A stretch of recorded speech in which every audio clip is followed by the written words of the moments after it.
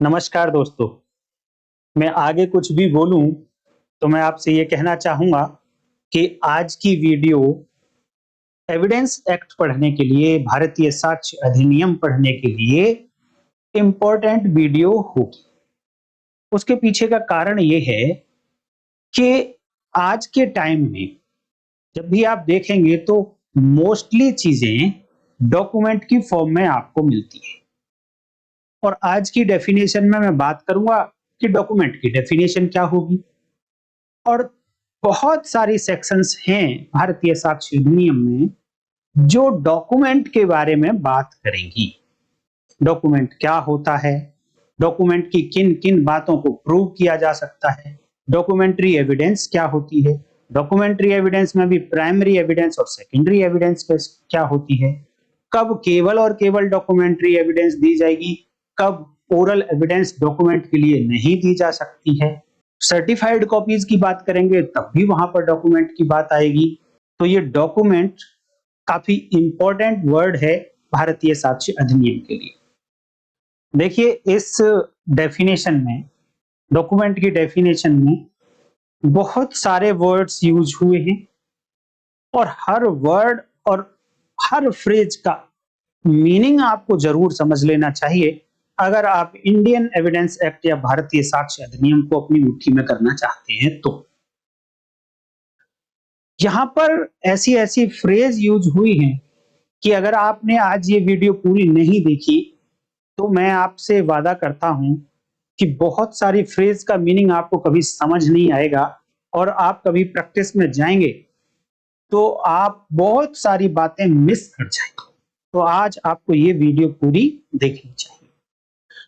इस डॉक्यूमेंट की डेफिनेशन पर जाऊं उससे पहले मैं आपको एक कहानी सुनाना चाहता हूं। एक लाला जी थे, बनिए, उन्होंने किसी को पैसा उधार दे दिया। अब जिसको पैसा उधार दिया, लेंड किया, वो उस पैसे को वापस नहीं कर रहा था। तो अब लाला जी को जाना था कोर्ट में इस पैसे की रिकवरी के लिए। तो लाला जी के पास कुछ था ही नहीं दिखाने के लिए। तो लाला जी ने क्या किया कि अपने बही खाते में फॉल्स एंट्रीज कर दी, झूठी एंट्रीज दिखा दी और उन्होंने तैयार कर दिया कि मेरे पास तो ये एविडेंस है, तुम मेरे पैसे वापस करो, नहीं तो मैं तुम्हारे खिलाफ केस कर दूंगा। अब हो सकता है कि जिसको ये लाला जी कह रहे हैं कि मैंने पैसे उधार दिए थे, हो सकता है उसने पैसे लिए ही ना हो। उसने मना कर दिया और उसने केस डाल दिया कि ये जो लाला जी ने वही खाते में जो एंट्रीज दिखा रहे हैं मेरे नाम की, ये फॉल्स हैं, फैब्रिकेटेड हैं। तो लाला जी के ऊपर केस हो गया और लाला जी का नाम था रामचंद्र नारायण। इनके ऊपर केस हो गया। अब जब केस हुआ तो ये केस भी इतना पुराना है कि जब हमारे यहां पर केवल 3 हाई कोर्ट्स हुआ करते थे, बॉम्बे, मद्रास एंड कलकत्ता। तो ये बॉम्बे हाई कोर्ट में पहुंच गया मामला। जो यहां पर एक्यूज हैं रामचंद्र नारायण, उनके काउंसिल ने ये प्ली ली बॉम्बे हाई कोर्ट के सामने कि ये जो बही खाता है, इसमें जो अकाउंट्स लिखे बही खाते में, ये शो करते हुए कि पर्टिकुलर पर्सन ने इन लाला जी से कुछ उधार दे रखा है और इन्हें वो पैसे वापस चाहिए। ये शो करने के लिए जो एंट्रीज इन्होंने की बुक्स ऑफ अकाउंट्स में, बही खाते को बुक्स ऑफ अकाउंट्स बोला जाता है।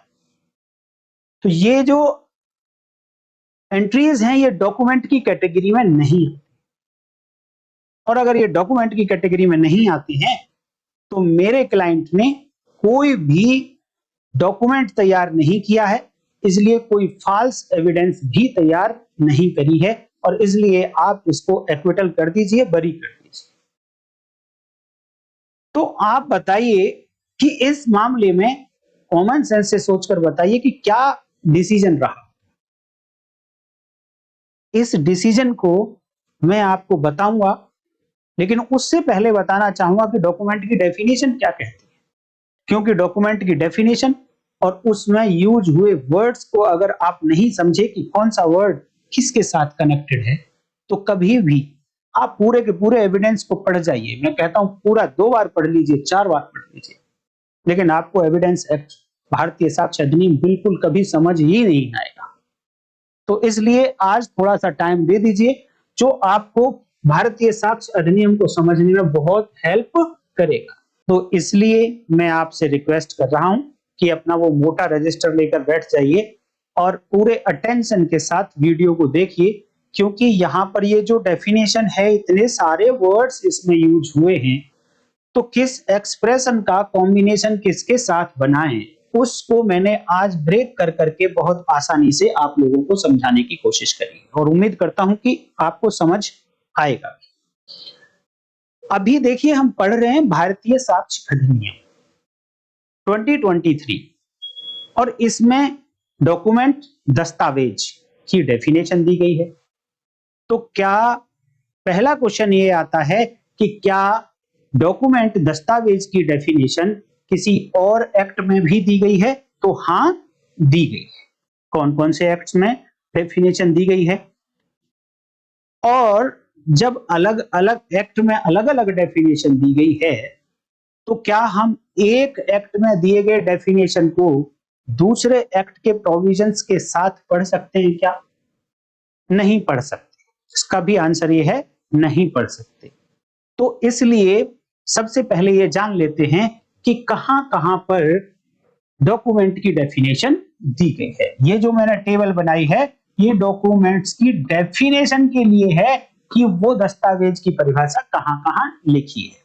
5 कॉलम मैंने इसीलिए बना दिए दोस्तों कि पुराने लॉ में आईपीसी हुआ करता था 1860, अब वो बीएनएस हो गया है 2023, भारतीय न्याय संहिता। पुराना एक्ट इंडियन एविडेंस एक्ट 1872 होता था, वो बीएसए हो गया है 2023। तो इसका मतलब ये हुआ कि ये दोनों कॉलम तो एक ही बात है, बस करस्पॉन्डिंग सेक्शंस देखनी है आपको इनकी। और ये है तीसरा एक्ट, जर्नल क्लॉजेज एक्ट। इसमें भी डॉक्यूमेंट की डेफिनेशन दी गई है। तो 3 जगह कानून बनाने वालों को ये डेफिनेशन देने की क्या आवश्यकता पड़ गई। तो सबसे पहले हम देखेंगे कि जब ये आईपीसी हुआ करता था, भारतीय न्याय संहिता, तब डॉक्यूमेंट की डेफिनेशन दी गई थी सेक्शन नंबर 29 में, और अब जब ये बीएनएस हुआ तो यहां डेफिनेशन दी गई है सेक्शन 2 सब सेक्शन 1 और उसकी क्लॉज 8 में। किसकी परिभाषा है ये? डॉक्यूमेंट्स की, दस्तावेज की। अगर हम इंडियन एविडेंस एक्ट की बात करें तो वहां सेक्शन 3 में डेफिनेशन दी गई थी, और वही इंडियन एविडेंस एक्ट जब बीएसए बना तो सेक्शन 2, उसकी सब सेक्शन 1 और उसकी क्लॉज डी फॉर डॉक्यूमेंट, आपको याद रखना है, डी फॉर डॉक्यूमेंट, और ई क्लॉज में था ई फॉर एविडेंस। और इसी तरीके से क्लॉज एफ में डेफिनेशन थी फैक्ट की। तो ये 3 डेफिनेशन तो आपको इसी तरीके से याद हो जाएंगी, क्लॉज याद हो जाएंगी। इस तरीके से आप याद कर सकते हैं। और अब देखिए जनरल क्लॉजेस एक्ट, कभी कोई क्वेश्चन आ जाए कि आप मैच करिए और वहां पर आपको लिख दिया जाए क्वेश्चन में कि डॉक्यूमेंट की डेफिनेशन को आप मैच करिए। General clauses act section 3 clause 18, उसके नीचे BNS section 2 sub section 1 clause 8, BSA तो section 2 sub section 1 clause D. इनको अगर मिसमैच कर दिया और फिर आपसे क्वेश्चन पूछा जाए मैच करिए, तो आपको ये भी पता होना चाहिए कि जनरल क्लॉजेस एक्ट में सेक्शन 3 में डेफिनेशंस दी गई हैं और वहां पर भी क्लॉज न्यूमेरिकल है और वो 18 है। यहां पर 8, बीएनएस में 8 और यहां पर 18, लेकिन यहां पर कोई सब सेक्शन नहीं है, सीधे ही क्लॉज 18 में डेफिनेशन दी गई है। तो आप ये याद रखेंगे कि कहां कहां पर डेफिनेशन डॉक्यूमेंट की दी गई है। देखिए, अब डॉक्यूमेंट की मीनिंग पर आते हैं, डॉक्यूमेंट की डेफिनेशन पर आते हैं। और अगर भारतीय साक्ष्य अधिनियम की बात करें तो आपने देख ही लिया सेक्शन 2 सब सेक्शन 1 और उसकी क्लॉज डी में। और भारतीय साक्ष्य अधिनियम की ही डेफिनेशन हम पढ़ रहे हैं, और साथ में थोड़ा डिफरेंस भारतीय न्याय संहिता के साथ में क्या है वो भी एग्जाम्पल, बड़े सिंपल और प्रैक्टिकल एग्जाम्पल के साथ में आपको समझाऊंगा, जिससे कि आपको डेफिनेशन जो बीएनएस में लिखी या बीएसए में लिखी, दोनों में डिफरेंस समझ आ जाएगा। देखिए मैंने यहां पर कुछ डायग्राम बनाने की कोशिश करी है, और डायग्राम के चक्कर में आप ये मत मानिए कि कहीं कोई एक भी वर्ड मिसिंग नहीं है। जो बेयर एक्ट में वर्ड्स लिखे वो सारे के सारे वर्ड्स आपको यहां पर मिलेंगे। बस मैंने ये समझाने की कोशिश किया कि कौन सी फ्रेज को किसके साथ पढ़ेंगे तो आपको मीनिंग समझ आ जाएगा। हिंदी और इंग्लिश दोनों में बात करेंगे दोस्तों। यहां पर डॉक्यूमेंट की डेफिनेशन देते देते दो पार्ट है। एक पार्ट बताएगा कि डॉक्यूमेंट मीन्स, कि डॉक्यूमेंट का अर्थ क्या है, और जो लास्ट पार्ट है वो बताएगा डॉक्यूमेंट इंक्लूड्स। तो इंक्लूसिव भी डेफिनेशन है। तो डॉक्यूमेंट मीन्स, और मीन्स का मतलब होता है दोस्तों कि ये एग्जॉस्टिव डेफिनेशन है, कंप्लीट डेफिनेशन है। कोर्ट्स जब इसकी इंटरप्रिटेशन करेंगे तो ये मान के चलेंगे कि ये एग्जॉस्टिव डेफिनेशन है, सब कुछ जो लिखना चाहता था लेजिस्लेचर वो उन्होंने लिख दिया है। तो डॉक्यूमेंट दस्तावेज मीन्स एनी मैटर। देखिए सारी जो जड़ है डॉक्यूमेंट की वो है एनी मैटर, कोई भी विषय। डॉक्यूमेंट मीन्स कोई भी विषय, एनी मैटर। अब इस मैटर के ऊपर बिल्डिंग खड़ी होती है सारी डॉक्यूमेंट की डेफिनेशन की। Most of the clauses express, most of the expressions in the definition of documents are connected, directly connected to the any matter. विषय से कनेक्टेड हैं सारे की सारी फ्रेजेस जितनी यहां पे यूज हो रही हैं।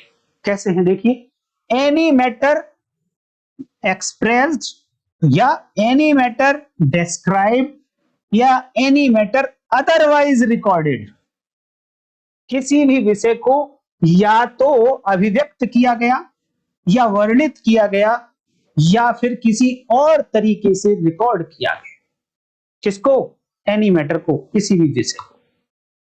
तो तीन बातें आपको याद रखनी है। देखिए ये जो अदरवाइज रिकॉर्डेड, ये जो दो वर्ड्स हैं, ये जो फ्रेज है, ये न्यूली एडेड है। पहले इंडियन एविडेंस एक्ट 1872 में ये पार्ट नहीं था, भारतीय साक्ष्य अधिनियम में अब इसको एक्स्ट्रा ऐड किया गया है।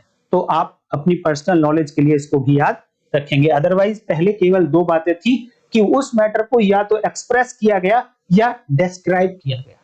भैया जब भी आप किसी को अभिव्यक्त करेंगे तो या तो आप बोलकर कर सकते हैं या आप लिख कर सकते हैं। तो एक्सप्रेस करना है या डिस्क्राइब करना है तो यहां पर बोलने की बात नहीं हो रही है, यहां पर डॉक्यूमेंट की बात हो रही है, तो कहीं ना कहीं लिखने की बात आ रही है। तो एक्सप्रेस्ड और डिस्क्राइब कहां डिस्क्राइब किया और कहां एक्सप्रेस किया? तो फ्रेज है upon any substance. Upon any substance means किसी भी पदार्थ पर, किसी भी पदार्थ पर मींस ठोस पर, द्रव पर, गैस पर, दोनों के मिक्सर पर, कुछ भी सब्सटेंस क्यों ना हो, अगर उस पर कुछ भी अभिव्यक्त कर दिया गया या कुछ भी उस पर वर्णन कर दिया गया तो कहा जाएगा कि वो कहीं ना कहीं डॉक्यूमेंट के नजदीक हम लोग पहुंच गए हैं। और वो जो एक्सप्रेस किया, वो जो डिस्क्राइब किया, वो क्या था? वो एनी मैटर था, तो किसी भी सब्सटेंस पर एक्सप्रेस किया। और आप अपना कॉमन सेंस अप्लाई करते चले जाइए, डेफिनेशन बढ़ती चली जाएगी। आप रिक्वायरमेंट जानते चले जाइए कि भाई हमें एक्सप्रेस करना है तो क्या क्या चाहिए। एक डॉक्यूमेंट बनाना है मुझे तो क्या चाहिए? एक डॉक्यूमेंट चाहिए, लिखने के लिए पेन चाहिए, पेन से करूंगा क्या? कुछ अंक लिखूंगा, कुछ लेटर लिखूंगा, कुछ सिंबल बनाऊंगा। तो वही सारी बातें यहां पर लिखी कि या तो एक्सप्रेस किया बाय मींस ऑफ, या डिस्क्राइब किया बाय मींस ऑफ, या अदरवाइज रिकॉर्डेड किया बाय मींस ऑफ। किसके द्वारा रिकॉर्ड किया, किसके द्वारा डिस्क्राइब, किसके द्वारा एक्सप्रेस? तो चार बातें बताई गई। चार बातों में से किसी भी तरीके से अभिव्यक्त कर दिया गया हो, बाय लेटर्स, वर्णों के द्वारा एक्सप्रेस कर दिया, बाय फिगर्स, कोई अंक दे दिया, नंबर दे दिया, बाय मार्क्स, कोई सिंबल है, कोई चिन्ह है, उसके द्वारा डिस्क्राइब कर दिया, या फिर इन तीनों में से किसी भी दो को मिलाकर डिस्क्राइब कर दिया। इट मींस एक से ज्यादा बातें यूज कर ली। तो चौथी बात है by more than one of those means. अब देखिए यहां तक आते आते डॉक्यूमेंट लगभग तैयार हो गया है।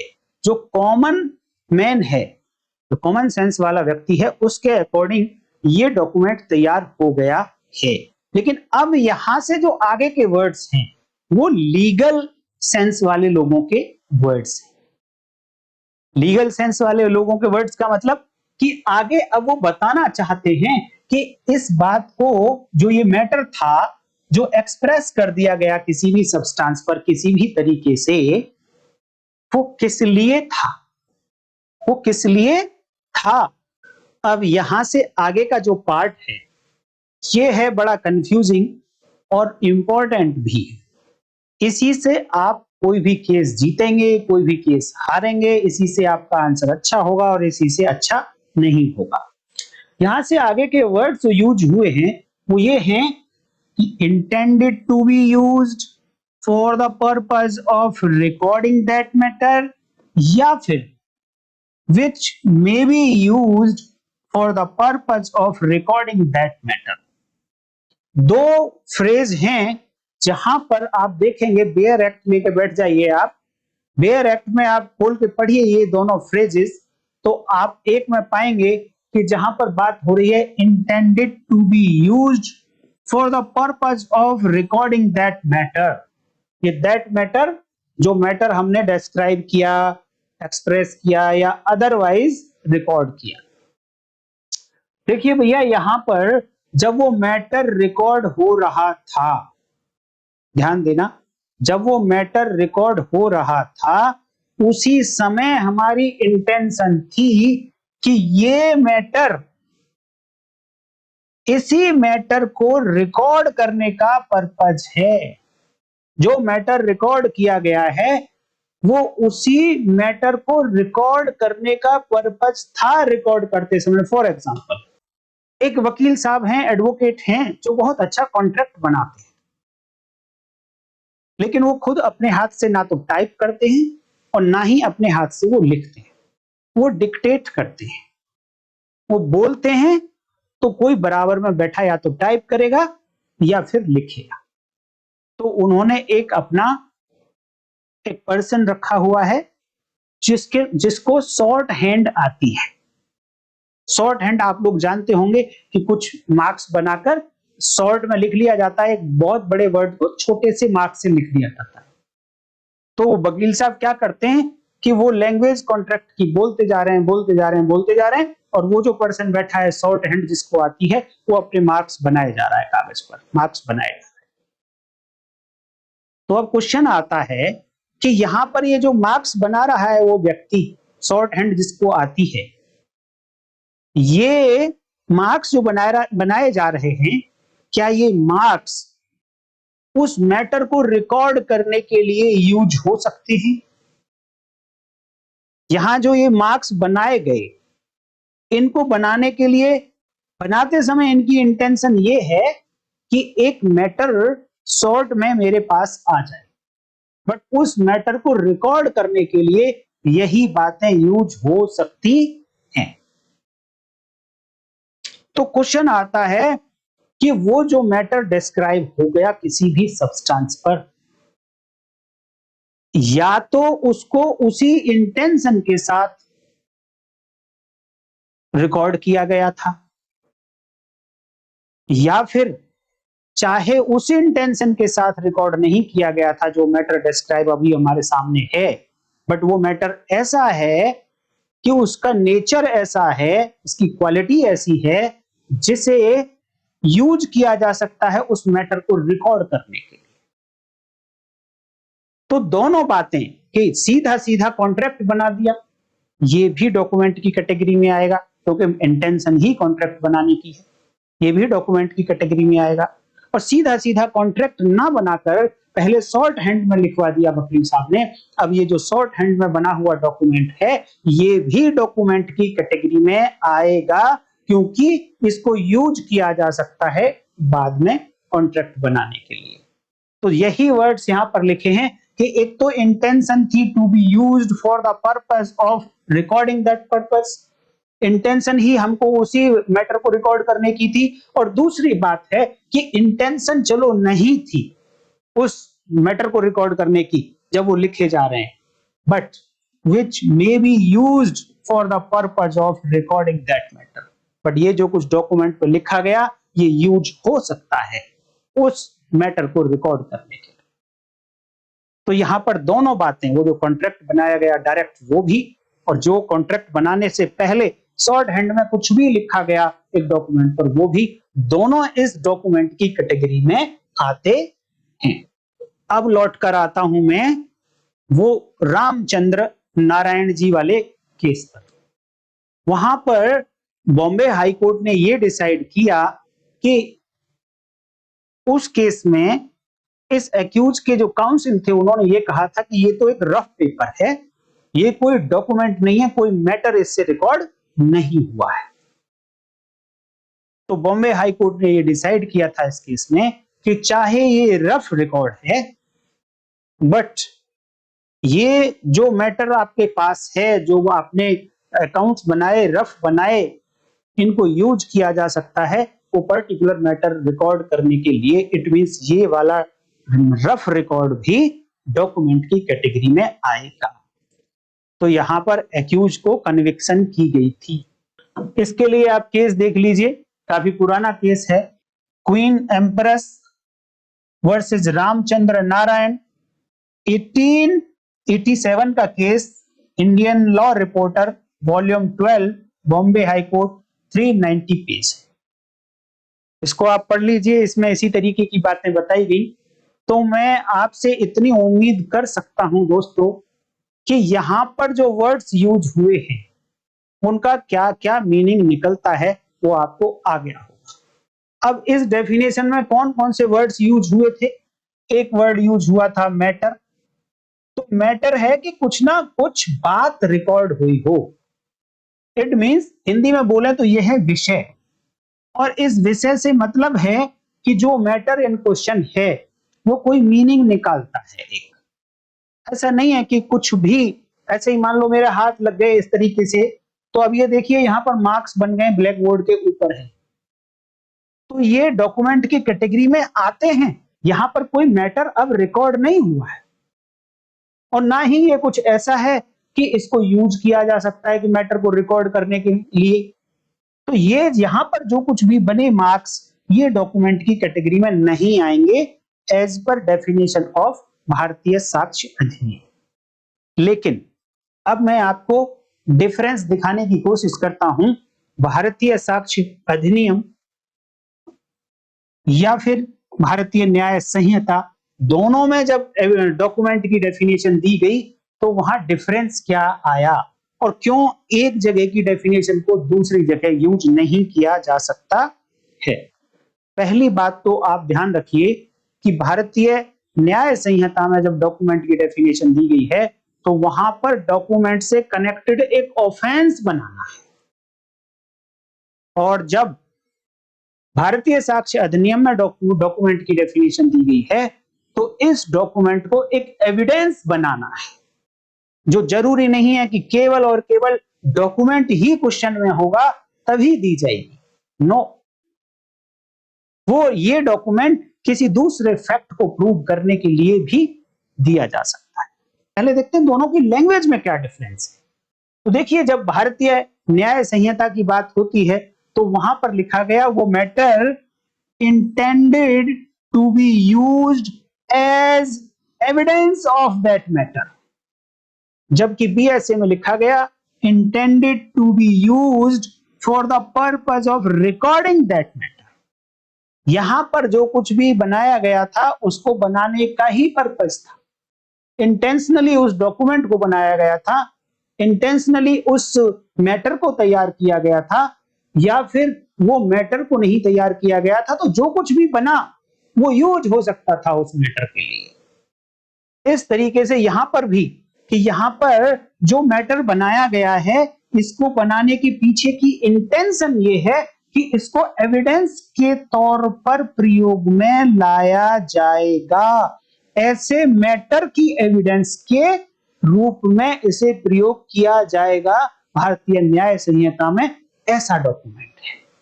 फॉर एग्जाम्पल कि मैंने किसी को यह लिख कर दिया कि लाल किला दिल्ली वाला मेरी अपनी संपत्ति है और इसे मैं 1 करोड़ रुपए में बेचता हूं। ये देखिए, कुछ यहां पर वर्ण की हेल्प लेकर शब्द बनाए गए, और शब्दों से सेंटेंस बनाया गया, बोर्ड पर बनाया गया या मान लीजिए कागज पर लिखा गया ऐसा, तो डॉक्यूमेंट की डेफिनेशन में आता है। और इसी मैटर को रिकॉर्ड करने की इंटेंशन से मैंने ऐसा सब कुछ किया है। तो आप देखिए डॉक्यूमेंट से कहीं ना कहीं मैच करता है। लेकिन अब ये डॉक्यूमेंट कौन से लॉ की डेफिनेशन में फॉल करता है? भारतीय साक्ष्य अधिनियम कहता है कि इसी को रिकॉर्ड करने के पर्पज से मैंने ये लिखा है। तो हाँ, ये तो बात ठीक है, ये मेरी यही इंटेंशन थी कि मैं यही लिखूं, तो ये बीएसए का डॉक्यूमेंट हो गया। लेकिन अब बात आती है, क्या यही डॉक्यूमेंट बीएनएस का भी डॉक्यूमेंट कहलाएगा? और बीएनएस के डॉक्यूमेंट के लिए हमने बताया था कि जो ये मैटर यहां पर रिकॉर्ड किया जा रहा है, इस मैटर को रिकॉर्ड करने के पीछे की जो इंटेंशन है वो ये है कि इसे मैं उस मैटर के एविडेंस के तौर पे यूज करूंगा, साक्ष्य के तौर पर इसको मैं यूज करूंगा, इस मैटर के साक्ष्य के तौर पर। या फिर ये मैटर ऐसा है कि अभी तो नहीं यूज कर रहा हूं, ये आज तो मेरी इंटेंशन नहीं है इसको कि मैं एविडेंस के तौर पर यूज करूंगा, बट ये मैटर ऐसा है जो फ्यूचर में एविडेंस के तौर पर यूज हो सकता है। अब चेक करिए कि क्या ये ऐसा लिख देना क्या एविडेंस में यूज हो सकता है? किस बात की एविडेंस? ध्यान रखना, एविडेंस में तो यूज हो सकता है, एविडेंस एक्ट में, भारतीय साक्ष्य अधिनियम में, बट क्या ये इस मैटर की एविडेंस हो सकता है कि लाल किला मेरा है, ये मेरी अपनी संपत्ति है? क्या इस मैटर के लिए एज एन एविडेंस ये यूज हो सकता है? मैं इसे बेचता हूं, क्या इस मैटर के लिए ये डॉक्यूमेंट यूज हो सकता है? नहीं हो सकता, और ना ही इस इंटेंशन से ये लिखा जा सकता। तो इसका मतलब ये हुआ कि ये भारतीय साक्ष्य अधिनियम के अंदर तो डॉक्यूमेंट है, बट भारतीय न्याय संहिता के अंदर ये डॉक्यूमेंट की कैटेगरी में नहीं आएगा। इसका मतलब ये है कि जब जब आप भारतीय न्याय संहिता में डॉक्यूमेंट, दस्तावेज शब्द पढ़ेंगे तो उसका मीनिंग केवल और केवल वही निकालेंगे कि इसको रिकॉर्ड किया गया था, किसी पर भी लिखा गया था, किसी भी सब्सटेंस पर लिखा गया था, किसी भी मीन्स से लिखा गया था इस मैटर को, बट लिखा इस इंटेंशन से गया था इस मैटर को कि लेटर ऑन स्टेज पर इसको एविडेंस के रूप में, साक्ष्य के रूप में यूज किया जाएगा।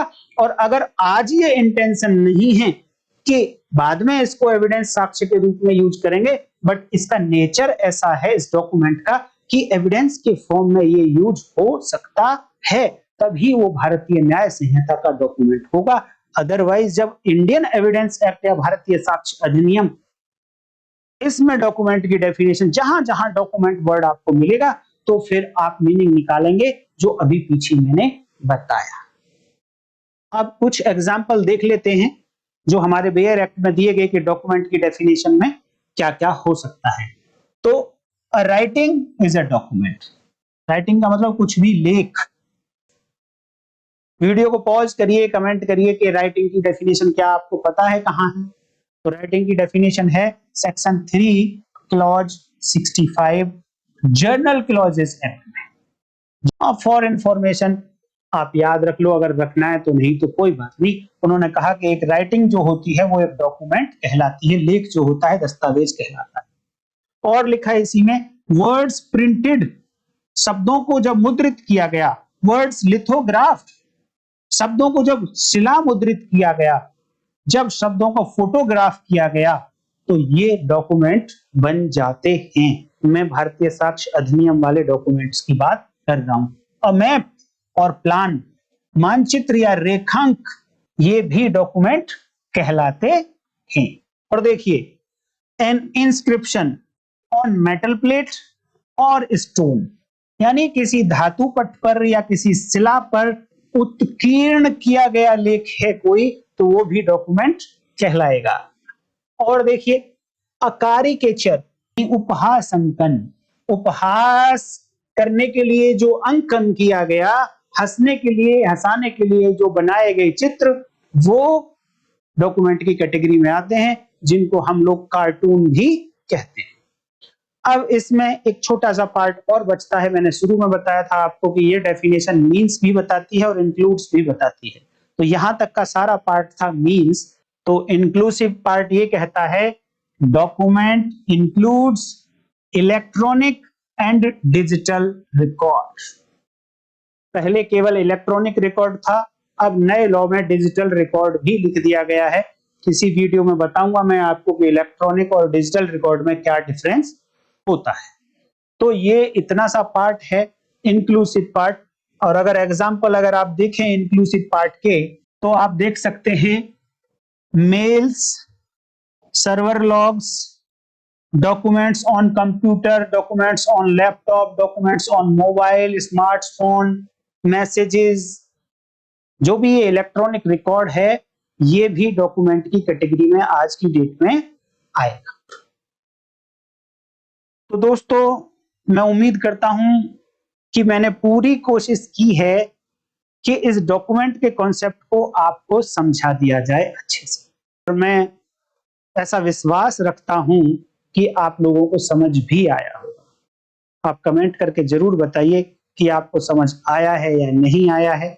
डॉक्यूमेंट के रिगार्डिंग कोई डाउट रह गया है तो वो भी आप बताइए, मैं कोशिश करूंगा दूर करने के लिए।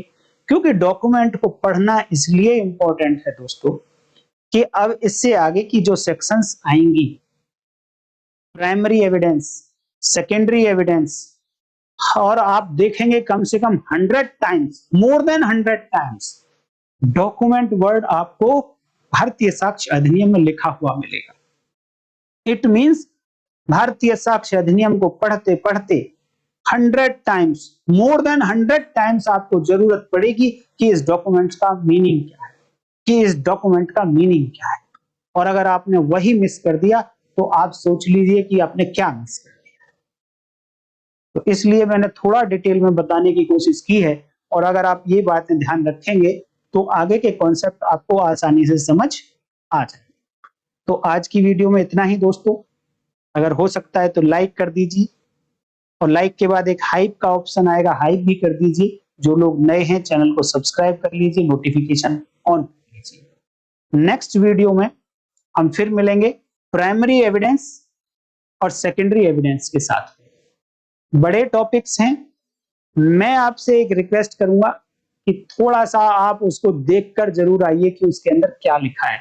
बहुत ज्यादा माइंड आप अप्लाई मत करिए, वो मेरा काम है, मैं आपको आसानी से समझा दूंगा, एग्जाम्पल्स के साथ समझा दूंगा और आपको समझ आ भी जाएगा।